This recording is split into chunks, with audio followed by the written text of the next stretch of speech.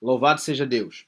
Nós queremos estudar a palavra de Deus, como eu estava a dizer, que este tema já tenho estado a ensinar já há 3 sessões e hoje nós queremos possivelmente encerrar, caso o tempo nos permita. Mas antes de eu pegar naquilo que está separado para hoje, só quero trazer um resumo. Na terceira parte deste tema, nesta série Orando como Nunca Antes, eu introduzi explicando que a série está dividida em 3 tempos, dentre os quais um tempo é considerado antes de orar, o outro tempo é durante a oração e outro tempo é depois da oração. E na série, na ministração da última parte, que é a terceira, ministrada na sexta-feira, eu estive a ensinar e 7 pontos foram transmitidos para serem conhecidos e serem implementados durante a oração. A primeira é que quando ora, você precisa orar em nome de Jesus. A segunda, quando ora, você precisa ter fé que Deus já deu a resposta. Esta fé deve estar fundamentada no seu espírito e não necessariamente na materialização no seu corpo físico, porque tudo começa no espírito e depois é transferido para o físico. A terceira coisa é que quando você ora, você deve fazer o uso da palavra revelada ao seu espírito. Toda pessoa deve carregar uma palavra revelada ao seu espírito que, enquanto estiver a orar, esta palavra vai servir de fundamento para aquilo que você está a orar. Então, cada um de nós precisa ir na presença de Deus carregando uma palavra no seu espírito que está ligada à situação em que você se encontra e, enquanto estiver a orar, esta é a palavra que deve estar ardendo no seu espírito e essa palavra deve ser usada naquele instante em que você está a orar. A quarta coisa, quando estiver a orar, conte com o auxílio do Espírito Santo. A Bíblia diz que quando nós oramos nas nossas fraquezas, nós não sabemos como orar, mas o Espírito Santo, ele intercede por nós com gemidos inexprimíveis. O que quer dizer? Não importa a situação de fraqueza em que você estiver a se encontrar, você precisa saber que deve ir na presença de Deus. E quando for à presença de Deus, você deve contar com o auxílio do Espírito Santo. Expliquei que fraqueza não tem diretamente a ver com a questão de ausência de força suficiente no físico. Mas momentos de fraqueza são momentos em que nós menos conseguimos orar. Eu dei alguns exemplos. Imagine que você é uma mulher e você acaba de ter um aborto e você agora vai na presença de Deus para orar. Neste momento, você encontra-se com uma fraqueza no seu espírito por causa da ocorrência. Imagine que você seja alguém que acaba de perder um membro da sua família. Naquele instante, você se encontra com uma fraqueza. E quando você for na presença de Deus, você vai ter dificuldade de orar. E neste instante, a Bíblia diz que conte com o Espírito Santo como ajudador. Ele intercede por você com gemidos inexprimíveis. O que quer dizer?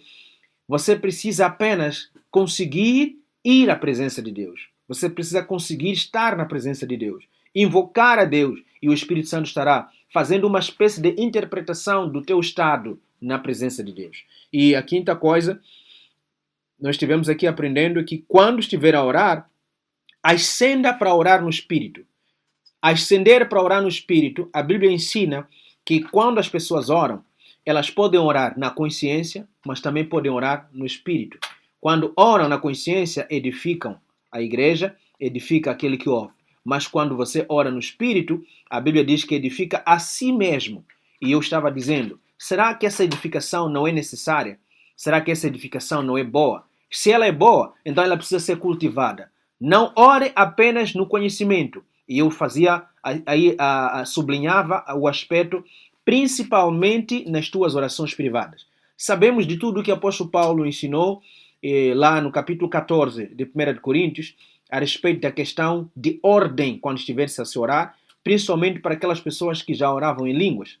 E ele explica que, olha, orar em línguas é bom porque tu falas mistérios com Deus, e eu expliquei que essa ascensão para o espiritual permite que você consiga entrar nessa dimensão de mistérios com Deus. Também a Bíblia fala que o teu espírito ora bem. Se você for a ver o versículo 14 de 1 Coríntios, capítulo 14, fala a respeito disso. E também falamos que quando você ora no Espírito, isso edifica a si próprio. O versículo 4 fala sobre isso. Então, você precisa ascender no Espírito quando você está a orar. E eu explicava também que ascender no Espírito não é algo que é voluntário, mas é algo que se desenvolve. Para algumas pessoas devem orar com um som alto, outras precisam de uma calma e uma tranquilidade. Independentemente da forma como é fácil para si, dependendo de como você é, você precisa cultivar isso, você precisa ajudar a você mesmo a desenvolver essa possibilidade de, quando estiveres a orar, ascender, não apenas limitar-se em orar nas coisas do conhecimento, da consciência, mas deixar que o seu espírito se libere para que você atinja essa dimensão de orar em mistérios com Deus, a dimensão de fazer o teu espírito orar, mas também orar para a sua própria edificação. Aleluia. E a sexta coisa que nós falamos é que quando estiveres a orar, não seja egoísta, mas ore também pela causa dos outros. Há pessoas que às vezes dizem assim: mas eu não tenho muita coisa a orar. É por isso que quando eu vou orar, nem sequer 5 minutos eu faço. Aprenda a orar pelos outros. E nós vimos lá no livro de Jó, onde nós encontramos, penso que é o capítulo 42, e Jó esteve a orar pelos seus amigos quando Deus mudou a sua sorte, mudou o seu cativeiro. Quer dizer, enquanto eu oro pelos outros, Deus está olhando na minha causa, está olhando para a minha situação. Então aprenda a orar também focando nos outros, porque isso é algo bom. E para a vida de Jó, ele recebeu um testemunho muito forte. Deus duplicou a sua bênção. Ele saiu do cativeiro, da dificuldade em que ele se encontrava. E a sétima coisa, e a última que nós aprendemos, foi que enquanto nós oramos, temos que orar com ações de graça.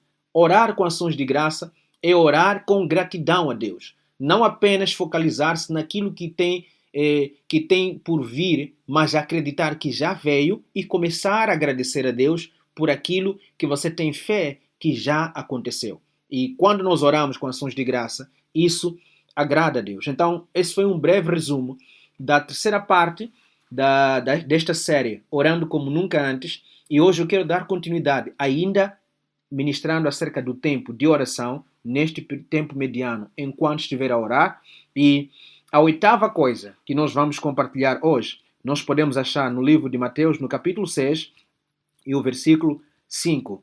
Diz assim a palavra do Senhor. Mateus capítulo 6, versículo 5. Eu vou ler, diz a palavra de Deus.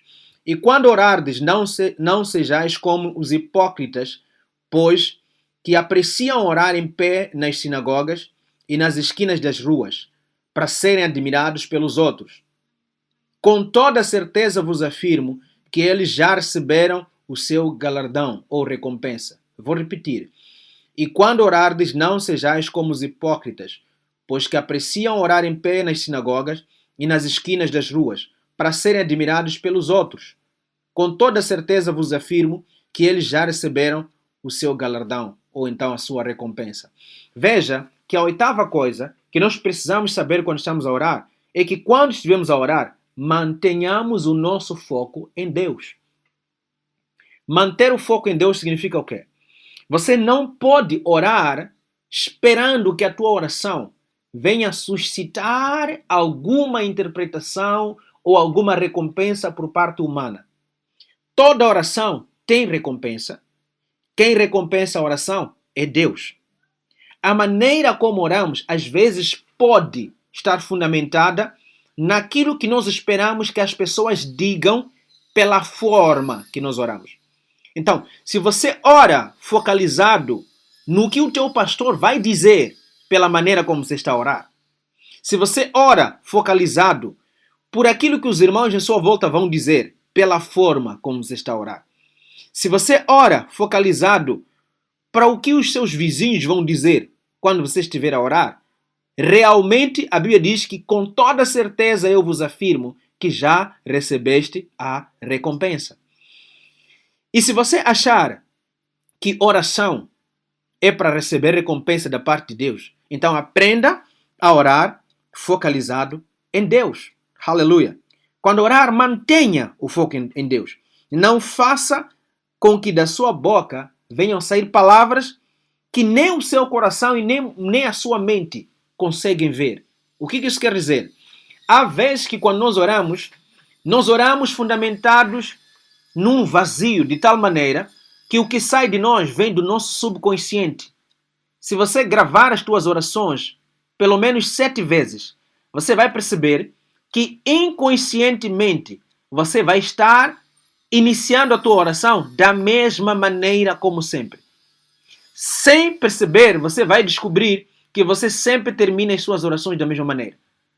Isso pode fazer com que você, sempre que você vai orar, sempre que você vai na presença de Deus, você não vai consciente. Primeiro você vai pelo subconsciente. Quando você vai ao consciente, você agora vai apresentar a sua petição e em um período de tempo muito curto, você vai estar apenas a tirar palavras essas que depois da sua oração, quando questionado, você não saberá responder, não saberá nem mencionar o que você pediu, o que você apresentou, o que você agradeceu na presença de Deus. Aleluia! Então, quando você orar, que o seu foco seja para Deus. Porque Deus está te observando, Deus está olhando para você, Deus está cuidando de você. Aleluia! Às vezes, nós pensamos assim, quando eu oro numa voz muito alta, então os meus vizinhos saberão que eu sou crente. Os meus familiares saberão que eu sou crente. Esta parte de você orar apenas focalizado no que as pessoas vão dizer, no que as pessoas vão interpretar, farão com que você não ore focalizado em Deus. Então comece a colocar o foco da sua oração em Deus, porque Deus é quem vai te dar a recompensa. Aleluia! Não estou com isso a querer dizer que quando alguém ora alto, está a orar mal. Vamos analisar o texto que eu li. A Bíblia fala que quando orardes, não seja como os hipócritas. Por quê? Porque eles apreciam, veja, que eles não oram de pé porque não tem espaço para sentar. A Bíblia diz que eles apreciam orar de pé nas sinagogas e nas esquinas das ruas. A apreciação que eles têm é para serem admirados. A Bíblia diz que é para serem admirados pelos homens. Algumas versões dizem pelos homens. A versão que eu li diz pelos outros. Então o foco deles é que as pessoas devem admirar. As pessoas devem dizer, uau, veja como fulano cresceu. Veja como fulano já sabe orar. Veja como fulano ora em voz alta. Veja como fulano ora em línguas. Veja como fulano tem uma boa locução na sua oração. Então, o foco desses hipócritas, que a Bíblia aqui está a mencionar, é que eles não estavam preocupados se Deus haveria de responder. Não estavam preocupados até nem com o que vão apresentar diante de Deus. O maior foco deles era de que os outros precisavam se admirar. Se você orava desse jeito, você precisa passar a orar como nunca antes. Onde o teu foco agora é que Deus esteja atento e ouvindo tua oração. Aleluia. E não o que as pessoas vão dizer. Se em algum momento, quando você ora no privado, em seu quarto, com sua porta trancada, você se preocupa mais em saber se as pessoas lá fora notaram que você orou, então tira o seu foco nisso. Porque a tua oração não é para as pessoas. A tua oração é para Deus. E sendo Deus, aquele que te ouve no oculto, a Bíblia diz que no oculto ele vai te recompensar. Normalmente, em todas as congregações, há pessoas que aparentam não serem bons intercessores. Ser um bom intercessor não significa ser apenas alguém quando ora fervorosamente. O fervor na oração, às vezes, está ligado à nossa própria personalidade. Está ligado ao nosso próprio caráter. Não está ligado ao fato de sabermos muito orar. Não. Eu conheço pessoas que, quando se juntam para orar, não são um grande destaque assim. Mas quando eles vão no oculto para orar, eles levam um tempo na presença de Deus e eles têm colhido fruto das suas orações. Então o teu foco seja a recompensa que vem de Deus e não o que os outros vão dizer a respeito da sua vida de oração. Aleluia. Então que Deus liberte você que não conseguia orar em voz alta, que não conseguia orar explosivamente, que não conseguia orar até os vizinhos notarem que você está a orar, que não conseguia orar até toda a casa em que você vive notarem que você estava a orar. Você não estava no caminho errado. Continue assim. Por quê? Porque se você está focado em Deus, você vai colher resultados da parte de Deus. Agora, se você é como eu, que se tentar orar em oculto, em privado, de forma silenciosa, de repente você descobre que a voz já se abriu, você já explodiu, alguma coisa te impulsionou a se soltar. Então continue assim também, mas que a sua mente não fique focada ao que as pessoas vão dizer ou que as pessoas vão achar por aquilo que você está a fazer, que é orar, mas que seja Deus quem vai recompensar a sua oração. Aleluia! Louvado seja Deus.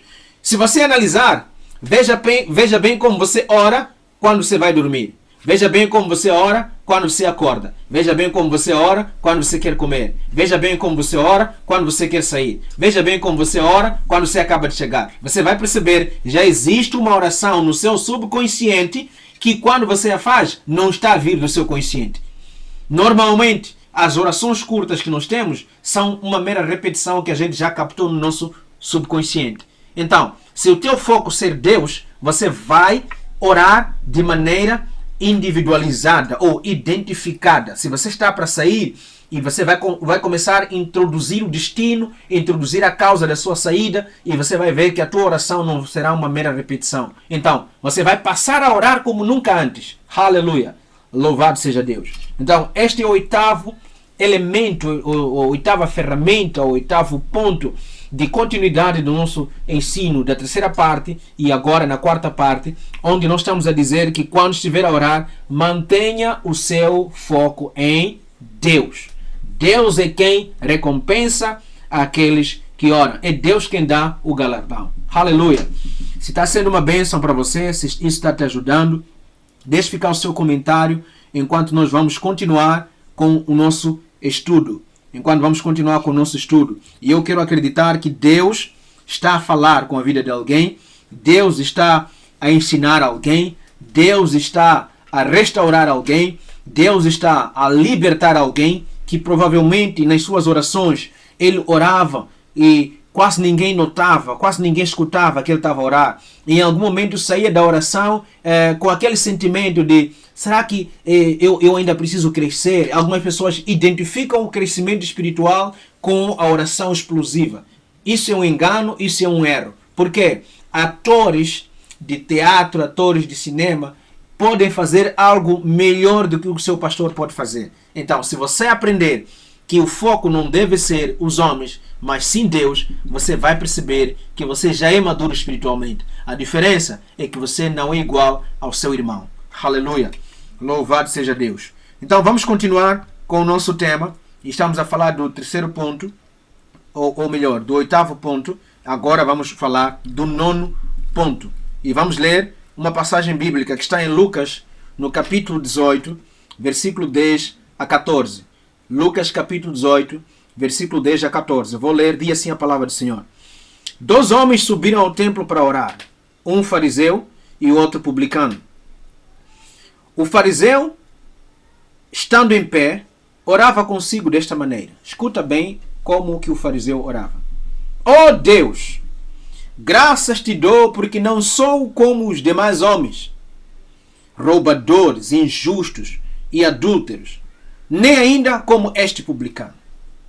Jejuo 2 vezes na semana e dou o dízimo de tudo quanto possuo. O publicano, porém, estando em pé, de longe, nem ainda queria levantar os seus olhos ao céu, mas batia no peito dizendo: ó Deus, tem misericórdia de mim, pecador que eu sou. Digo-vos que este, o publicano, desceu justificado para casa, e não aquele, o fariseu, porque qualquer que a si mesmo se exalta, será humilhado, e qualquer que a si mesmo se humilha, será exaltado. Aleluia! Então, a nona ferramenta, ou o nono ponto A nona coisa que você precisa registrar e saber enquanto estiver a orar, você precisa orar sendo humilde. Orar como o publicano orou. Aleluia! Na sua oração, humilhe-se na presença de Deus. Se você olhar para a oração do fariseu, ele fez menção de coisas boas. Mas essas coisas boas não deviam ser usadas como pretexto de oração. Ele vai para diante de Deus e diz, olha, Deus te deu graça porque não sou como os outros. Primeiro, ele está a se colocar acima de todos os outros. E não é bíblico. E ele começa até a fazer menção de todos os outros como são. Outros são roubadores, outros são injustos, outros são adúlteros. E ainda menciona o publicano que estava também a orar. E ainda vai avante e diz assim, eu jejuo 2 vezes por semana. Dou dízimo de tudo quanto possuo.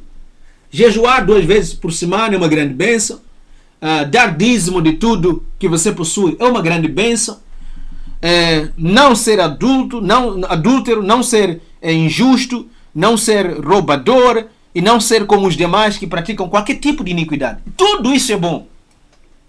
Mas por ser bom, não é algo que individualmente precisamos abrir a boca para dizer, e principalmente na presença de Deus, usando como pretexto da atenção divina.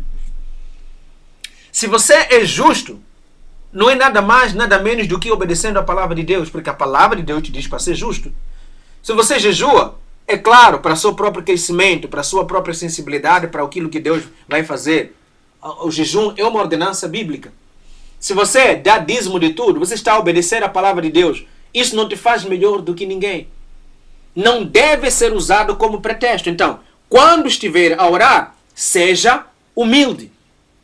E a Bíblia diz que, olha, o publicano nem sequer ousava em olhar para os seus, levantando as suas mãos para os seus. Nem sequer ousava em fazer isso.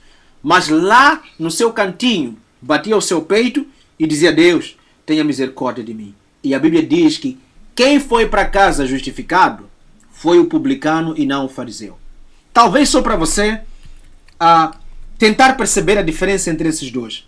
O fariseu era uma pessoa considerada religiosa. Talvez essa seja a razão pela qual o foco dele estava na obediência de tudo aquilo que ele estava a falar.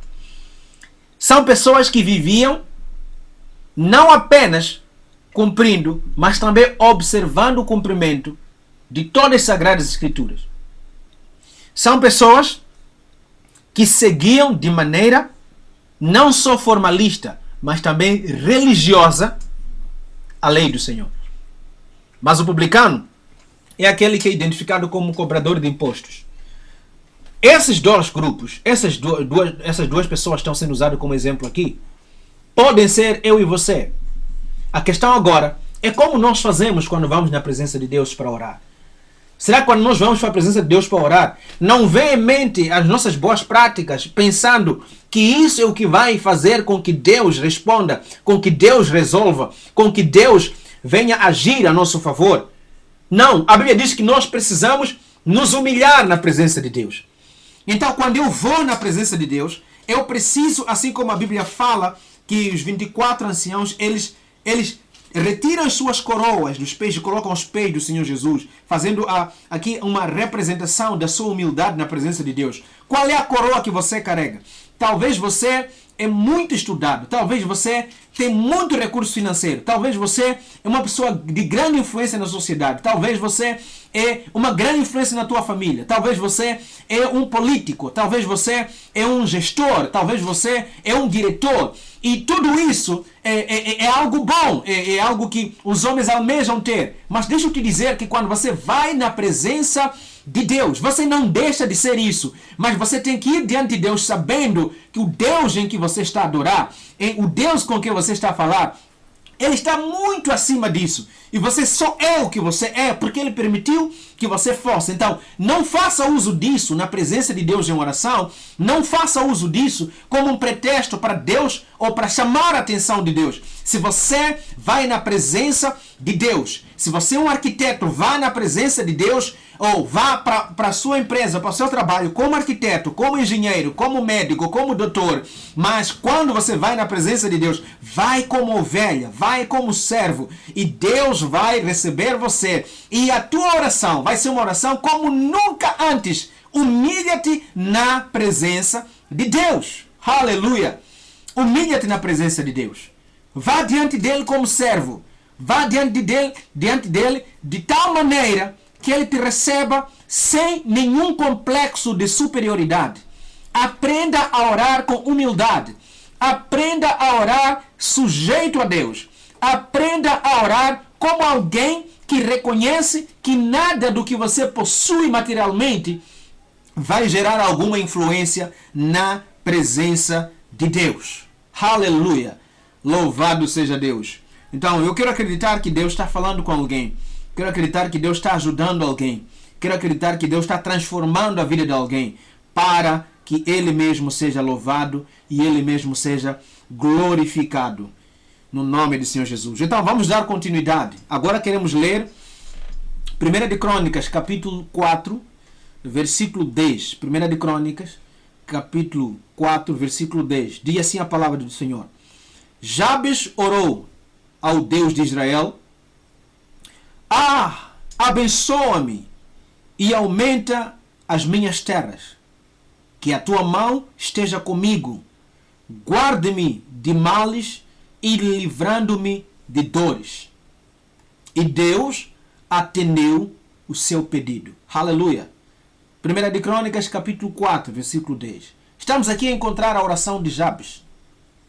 Jabes, se você ler o versículo 9, diz que, olha, é alguém que agiu diferente na sua família. Recebeu esse nome porque com dores a mãe o teve, ou por intermédio de uma aflição, a mãe o deu à luz. Mas o engraçado aqui é que ele fez uma oração que eu quero explorar. Uma oração que eu quero chamar a sua atenção para compreender. Jabes diz: abençoa-me. Essa é a primeira coisa que ele pediu na presença de Deus. A bênção de Deus faz toda a diferença. Escreva isso no seu coração, no seu lugar de registro. A bênção de Deus faz toda a diferença. Não importa as portas que se abrirem, não importa as oportunidades que vierem para você. Se a bênção do Senhor não estiver sobre você, todas essas oportunidades, todas essas portas não serão úteis na sua vida. A Bíblia diz que ele, quando vai diante de Deus, a primeira coisa que ele pede foi: Deus, abençoa-me. Essa maneira dele falar com Deus nos leva ao 10º ponto dentre todos que nós estamos a aprender a partir da terceira parte desta série. Quando estiver a orar, identifique bem o que apresentar diante de Deus. Identifique bem o que apresentar diante de Deus. Seja como Jabes. Ele orou e disse assim: Deus, abençoe-me. Primeira coisa. Segunda coisa: aumente as minhas terras. Ou então, alargue a minha tenda. Pode até ser tarefa de Deus alargar a tenda, aumentar as terras, mas é nossa tarefa cultivá-lo. Veja que ele não vai diante de Deus e ele não pede para Deus fazer o quê? Cultivar a terra dele. Não, disse: aumente a terra. Se a terra é aumentada, se a tenda é alargada, significa que o número de tarefas vai aumentar, o número de atividades vai aumentar. Então, quando nós vamos diante de Deus, nós devemos identificar bem o que apresentar diante de Deus. Permita que eu ajude a vida de alguém nesta manhã. Por quê? Porque quando nós não sabemos identificar, nós iremos pedir o errado. Não ore a dizer: Deus, me ensine a cozinhar. Você pode orar para Deus te libertar do espírito imundo que te impede de casar. Mas lavar roupa não é Deus que vai te libertar. Essa parte prática quem vai saber fazer é você. O espírito imundo pode te impedir de ter filho, mas ao ter filho, dar banho ao filho, cuidar do filho, dar educação ao filho, controlar o filho, evitar que o filho fique longe até tarde durante a noite. É sua tarefa, não é tarefa de Deus. O que Deus vai fazer vai abrir espaço para o que você vai fazer. Aleluia! Se você tem um impedimento em alguma área na sua vida, quando Deus tirar-te nesse impedimento, o que virá como consequência é sua tarefa. Vamos imaginar, você ora e diz: Deus, parece que há alguma coisa a me impedir de fazer minha própria casa. Quando fizer a sua própria casa, quem vai cuidar da casa? Quem vai manter limpa a casa? Quem vai tirar o capim do quintal da casa? Não vai ser Deus. Deus vai te abençoar até você concretizar. Mas cuidar, manter, vai ser sua tarefa. Então, quando você orar, saiba identificar, enquanto eu estou a orar, o que eu estou a pedir é tarefa de Deus ou minha tarefa. Aleluia! Existem pessoas que vivem debaixo de uma grande ignorância. Oraram tanto para casar, agora estão a orar para saber fazer bem a despesa. Não é para orar fazer a despesa. Fazer a despesa é algo que você precisa aprender a ter com os outros. Você precisa perguntar aos outros como estão a fazer. O demônio que impede casamento está quebrado, casou. Agora a esposa tem que ser sustentada. Os filhos têm que ser sustentados. A esposa precisa ser também honrada. O marido precisa ser submetido a ele. E essas coisas não fazem parte do que você vai pedir a Deus. Deus, ajuda-me a submeter-se ao meu marido. Isso é algo prático. É você quem deve fazer. É você quem deve exercitar. O que você precisa orar: Deus, remova o que me impede de agir desse jeito. Aí você vai começar a se esforçar para agir em nome do Senhor Jesus. Aleluia! Se você ora para ter um emprego, BI, quem vai tratar é você. Currículo, quem vai digitar é você. Formação para tal, quem vai ter é você. Não é Deus quem vai fazer isso. Deus vai remover o impedimento para avançar agora. Deus vai precisar que você esteja preparado com algumas coisas que aqui na terra são exigidas. Vamos imaginar que você tem um chamado ministerial e Deus está te chamando para as nações. Deus está olhando para você a não aprender as línguas das outras nações. Deus está olhando para você a não se preocupar em ter passaporte. Se legalmente você vai ter que viajar, passaporte quem vai tratar não é Deus. É você quem vai tratar. Não jejue para o passaporte de repente aparecer no seu quarto. Ou seja, lá no monte onde você está a orar. Você vai orar para Deus te empoderar, te dar a unção, te dar a palavra. Mas, meu irmão, passaporte é o governo quem vai te dar. E para te dar, vão te exigir todas as coisas necessárias. Se precisa BI, registro criminal, precisa certidão narrativa. Se você não for registrado, vai precisar ser registrado, porque Deus vai fazer a parte dele, você vai fazer a sua parte. Aleluia! Então pare de perder tempo apresentando a Deus coisas que não é Deus quem vai fazer. Jabes foi curto, foi breve. Deus, abençoe-me, alarga a minha tenda e que a sua mão esteja sobre mim. Jabes sabia que lá fora existem coisas que ele precisa ser guardado por Deus. Sabia que lá fora existem coisas que ele precisa ser livrado por Deus. Mas ele estava pronto para enfrentar essas coisas. Estava pronto para lidar com essas coisas. Estava pronto para encarar essas coisas. Existem coisas que Deus não vai retirar. Deus vai te abençoar para as enfrentar. Aleluia! Deus não vai retirar, vai te abençoar para poder enfrentar. Escreva isso no teu coração.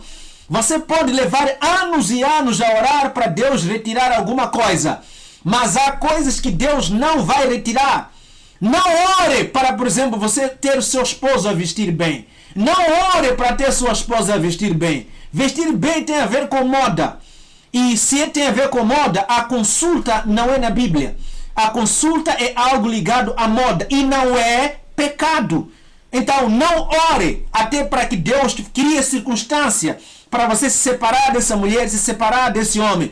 Eu sinto que estou a falar com alguém que está a me assistir. Há coisas que não é Deus quem vai fazer. Saiba identificar as coisas certas. E quando Deus te libertar das coisas certas, a sua parte não será feita nem com anjos, nem com Deus e nem com nenhum outro ser espiritual. Vai ser você a fazer em nome de Jesus. Aleluia! Espero que Deus esteja a ajudar você a compreender. Por isso que Jabe disse, alargue meu território.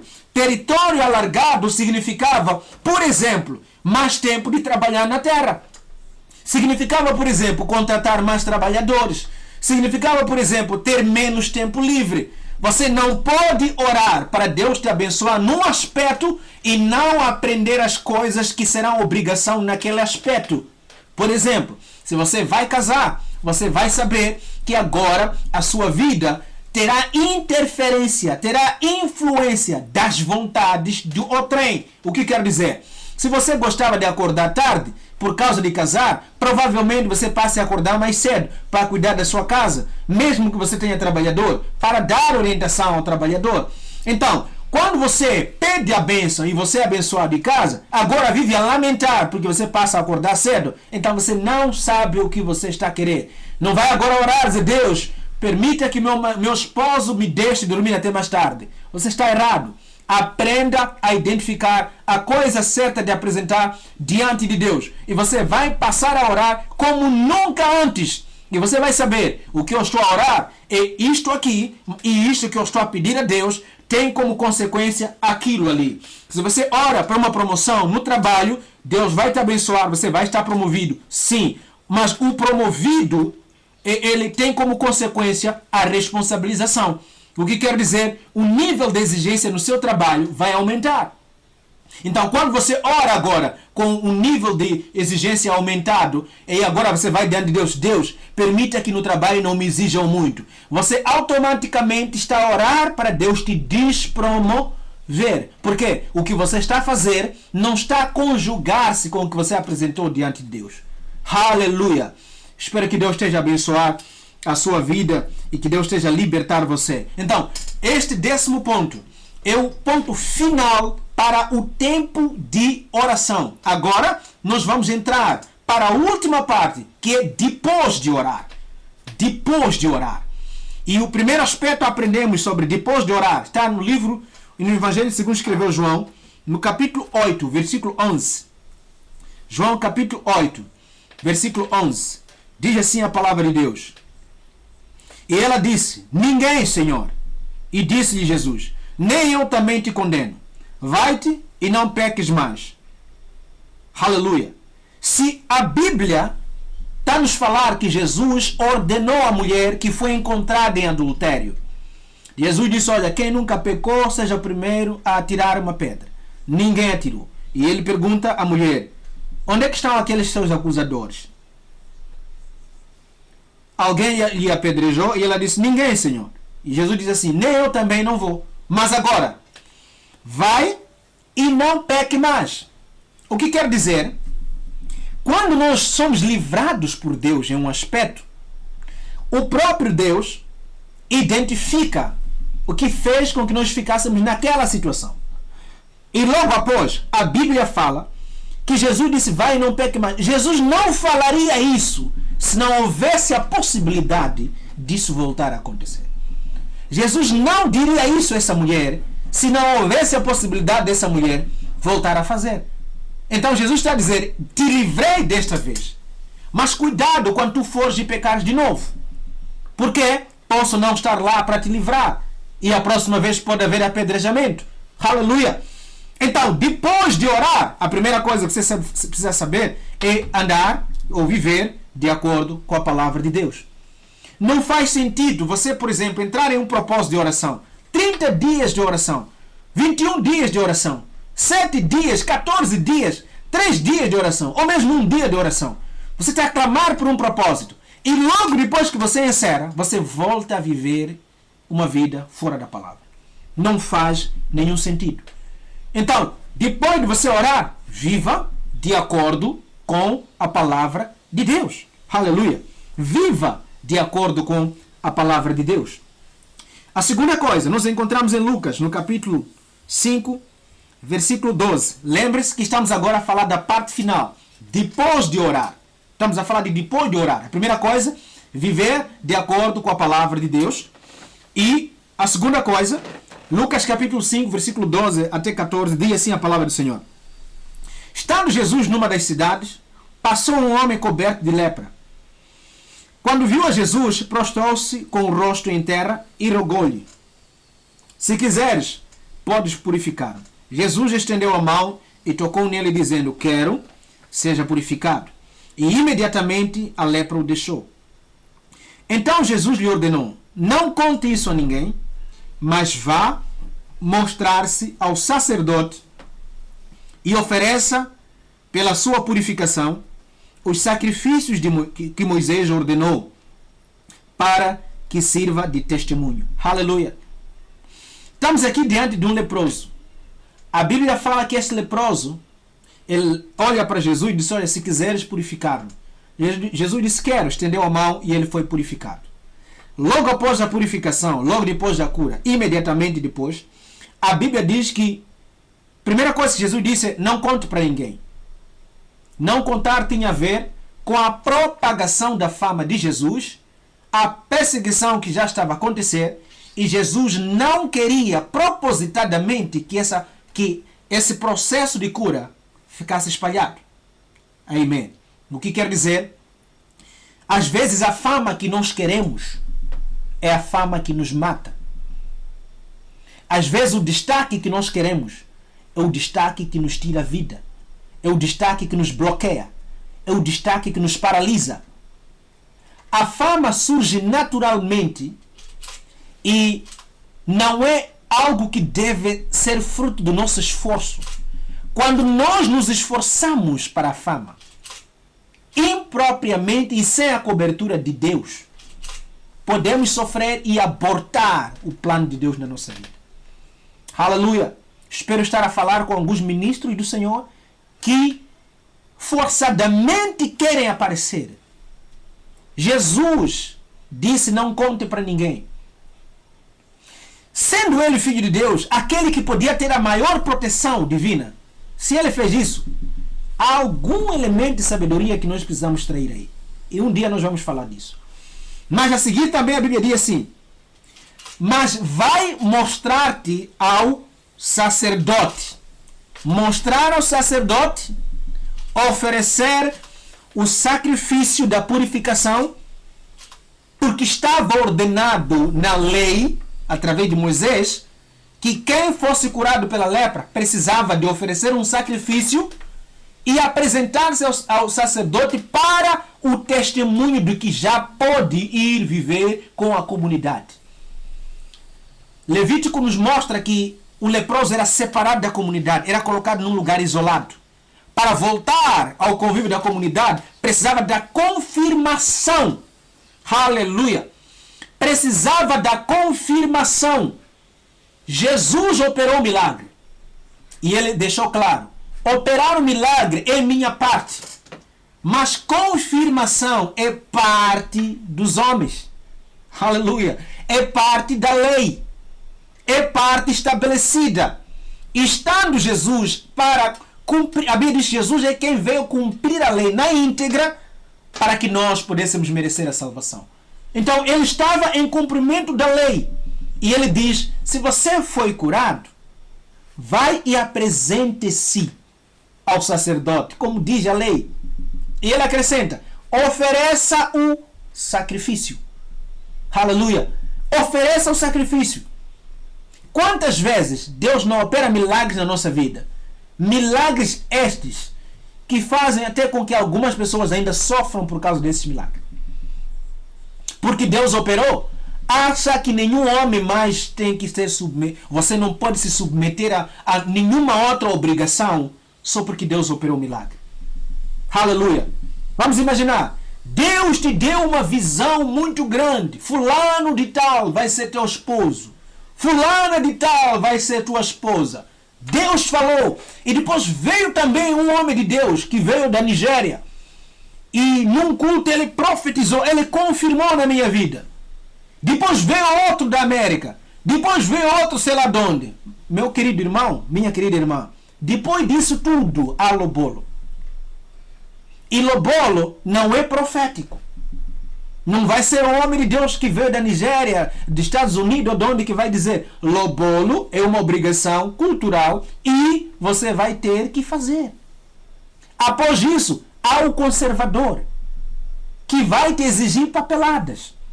Você não vai dizer porque Man of God profetizou. Agora ninguém pode andar tentar levantar isso e mais aquilo para nos impedir. Também não me interessa. Querido irmão, a Bíblia está a dizer Jesus operou um milagre, mas depois disse, vai, ofereça sacrifício. Jesus operou um milagre, agora você encontrou o príncipe encantado, agora você encontrou a princesa, o pai vai estabelecer um dote. Esse dote não virá de oração. Esse dote é algo que você precisa ter materialmente. E nem precisa repreender ou amaldiçoar a família pelo dote que se pede. Quando você se envolveu com a filha ou com o filho, você nem fazia ideia de qual seria o dote. Deus confirmou, você sentiu da presença de Deus. Mas a família não vai sentir da presença de Deus. Vai estabelecer aquilo que normalmente ele estabelece. É sua obrigação. Depois de orar, não vai agora você estragar tudo e começar a dizer, deve ser o diabo, eu não vi bem. Não. Existem coisas após da oração que você tem a obrigação de fazer. Aleluia. Então, não se deve levar uma vida contra essas coisas todas. Tudo porque você está a viver um momento fruto da oração. Tudo porque você está a viver a confirmação divina. Um exemplo prático é este tempo que nós estamos a viver. Deus nos chamou, Deus nos ungiu para pregar o Evangelho. Mas agora o governo disse, fecha as igrejas para evitar a propagação. Você não vai dizer, não é o governo que me ungiu. Se você fizer isso, estamos a ouvir noticiário, pessoas a serem presas. Não estão a ser presas porque são mais homens de Deus do que nós, que não estamos a abrir.